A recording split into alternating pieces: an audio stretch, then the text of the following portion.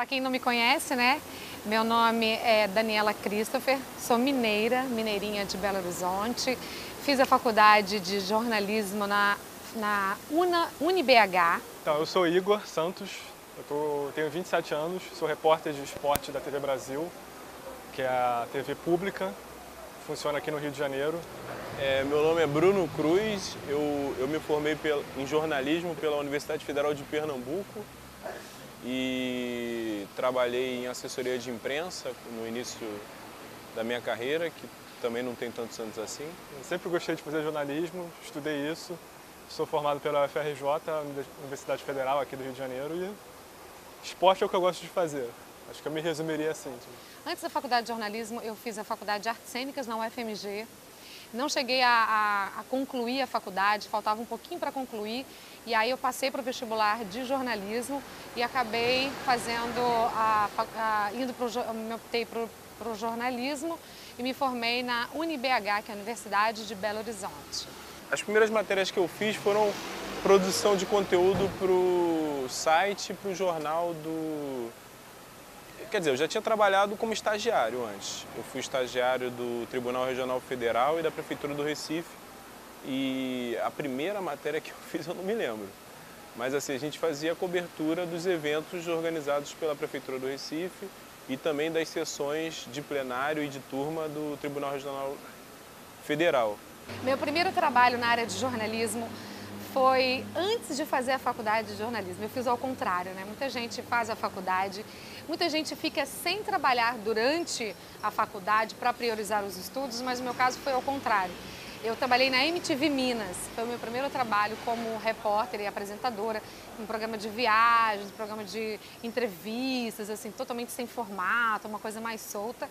E durante mesmo esse trabalho na MTV Minas, que eu descobri que eu acho que era exatamente o que eu gostava de fazer, que é entrevistar pessoas, contar histórias, né? Que é uma coisa que me enche de alegria, é contar uma história, né? O jornalista é isso, né? Eu trabalhei no site do Jornal dos Esportes em 2009, foi meu primeiro estágio, né, na minha carreira profissional. Foi um período curto, de 6 meses, mas foi um bom aprendizado, assim, um bom começo, digamos assim. Comecei a viajar, a conhecer pessoas e poder contar histórias, isso me chamou mais atenção que o próprio teatro, né? A própria artes cênicas, que também eu trabalhava nessa época. Aí que eu decidi fazer a faculdade de jornalismo para poder seguir a carreira. Quando o juiz lê uma sentença, você não sabe exatamente se ganhou, se perdeu, o que deu, e o nosso trabalho era meio que pegar as questões mais importantes, que atingiam mais pessoas, e traduzir no site do Tribunal Regional Federal o que aquilo queria dizer para a comunidade, o que aquilo queria dizer para os diretamente atingidos. Então era um trabalho bastante interessante. Fiz algumas matérias que eu gostei muito de fazer a matéria, mas foi quando eu trabalhava no jornal O Globo. E eram matérias de esporte. Eu tenho uma matéria que eu guardo muito carinho por ela, porque me deu muito trabalho para conseguir apurar todas as informações. Foi quando eu trabalhava no jornal O Globo tem os jornais de bairro, né? Eu trabalhava no jornal da Ilha do Governador. As matérias que sempre me chamam a atenção aqui na TV, por exemplo, são os factuais que incêndio, queda do prédio aqui na 13 de Maio, né? Esses que acaba atingindo muita gente. Porque tem um corre-corre ali na hora e você tem que estar apurando as informações e elas ficam atualizando, muda informe toda hora. Caíram 10 casas, na verdade caíram 15, os feridos, para onde foram, se alguém morreu, o impacto nos familiares, o impacto na comunidade. Minha primeira grande matéria acho que foi na Band. Quando eu fui para a Band, eu comecei a fazer factual e acho que para mim foi um divisor de águas, assim. Eu comecei a fazer factual e a minha primeira grande matéria, que eu acho que foi a matéria que mais me chocou, que mais me chamou a atenção em termos de grandiosidade, foi um acidente que eu fiz na Dutra. E esse acidente, a família estava toda morta e eu cheguei antes do corpo de bombeiros. É mais um factual mesmo que atinge muita gente, né? As tragédias são sempre coisas que chamam a atenção. Então, assim, esse foi um dia que, pra mim, assim, eu não tinha vivenciado isso, não poderia imaginar ter que passar por isso na minha vida. E eu passei por isso. Eu cheguei antes, assim, o Corpo de Bombeiros chegou logo depois, mas, assim, estavam todos mortos. Só tinha uma menina que, inclusive, tinha a minha idade e foi a única sobrevivente, mas ela já estava foi socorrida, mas ela também faleceu na minha frente. Isso foi uma coisa que me chocou muito. Mas o que mais me chama a atenção é o factual do dia a dia mesmo. A gente chega aqui, tem um incêndio, tem que sair correndo para fazer, tem um acidente que atingiu muita gente e parou a cidade, tem às vezes uma operação policial que para um bairro inteiro. Então essas coisas eu acho que são as que mais me chamam a atenção, acho que mais me dão assim um tesão de correr atrás e fazer mesmo. Eu cobri um acidente com 2 idosos de 80 anos, assim. Ela faleceu no carro e ele estava na ambulância sendo socorrido e perguntando por ela, 85, 86 anos, esses 2 idosos. E aí, quando falaram com ele que ela tinha falecido, ele faleceu na hora. Então, assim, aí aquilo veio na minha mente, né? Os netos, aquela família. Então, para mim, começou a ser difícil contar essas histórias. Mas eu tive que me acostumar. Infelizmente, a gente se acostuma.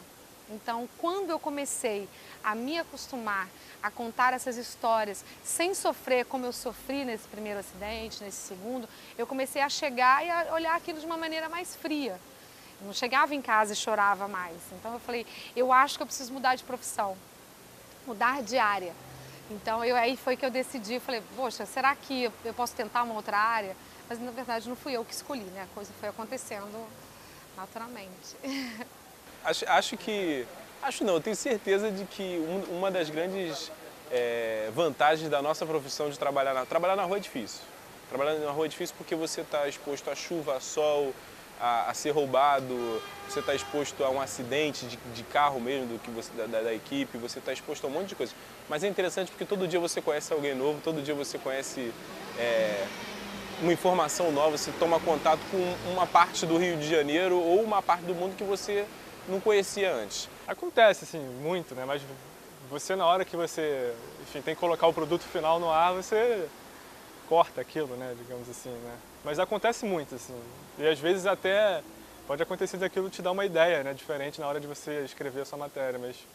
Uma das primeiras matérias que eu fiz foi com um atleta, é difícil até explicar, um atleta surdo e mudo. Então aí que veio não, nunca tinha feito, então um atleta surdo e mudo, faço o quê, né? Vem o intérprete, tá tudo bem. Eu cheguei para fazer um atleta que era surdo e mudo, então a intérprete vinha, e aí o que você faz? Você faz a pergunta para o atleta, né? A intérprete faz os sinais para ele, e aí ele responde também em sinais e ela fala no microfone. Só que na hora que eu fui fazer, eu fiz a pergunta para ele e coloquei o microfone na boca dele, óbvio, né? Aí assim, por sorte que ele fez aquela carinha assim, né?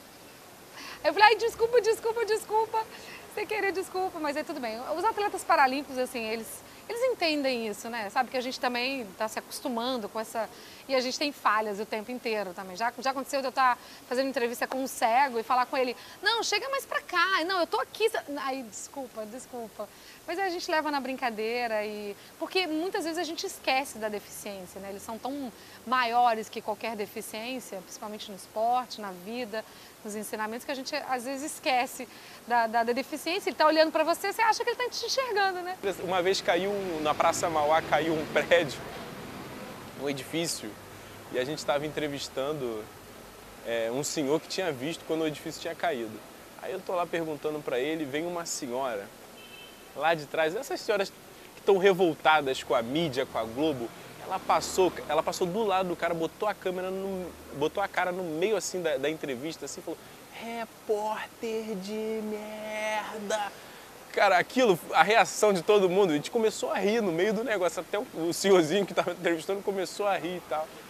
E assim, mas isso acontece todo dia, todo santo dia tem uma figuraça que encosta em você para te passar um fato, né, falando, vocês têm que ir lá fazer isso. É uma coisa que às vezes não tem nada a ver, um vizinho que brigou com um negócio que não tem nada a ver todo dia na rua tem um fato engraçado. Se você for parar para contar, você passa horas contando aí os fatos engraçados que você acha na rua.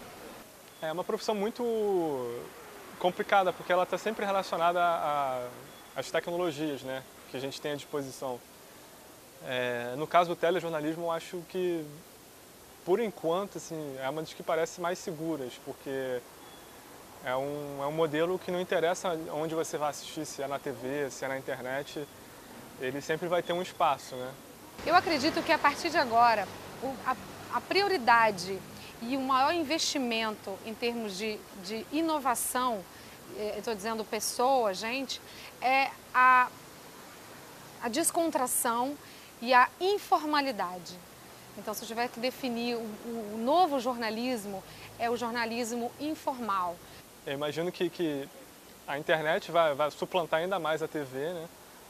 Já está acontecendo pouco a pouco, mas acho que isso vai acontecer, vai ter um momento que isso vai ser um marco, assim, a internet vai ultrapassar a TV naturalmente e eu acho que até isso vai mudar um pouco a linguagem também das coisas, já está mudando um pouco, mas vai mudar principalmente a linguagem e essa relação que a gente tem com o espectador. Ele não deixa de ser só uma pessoa que está só olhando, só lendo, né? Ele vai participar muito mais, né?